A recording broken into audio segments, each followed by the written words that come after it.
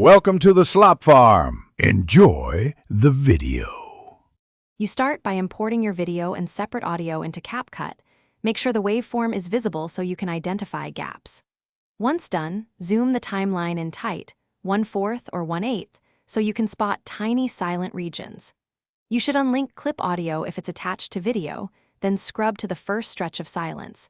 This immediate focus saves time and prevents trimming the wrong segment. You split at both ends of each silent section using the split tool. Precision matters, so use waveform peaks as guides. After splitting, select and delete only the silent audio chunks. Do not cut adjacent audible parts. Once deleted, either enable ripple delete or manually drag subsequent clips to close the gap.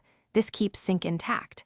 If you have multiple small silences, repeat quickly and consistently. You finish by smoothing every edited join with a tiny crossfade, 3 to 10 milliseconds, so there are no audible clicks. Once smoothed, play the full timeline and confirm audio remains in sync with visuals. Make micro adjustments in 0. 5-second or smaller increments if needed. If you hear pops after export, undo the last cut and trim 5 to 10 milliseconds inward on both sides before reapplying the fade. This almost always removes transient artifacts.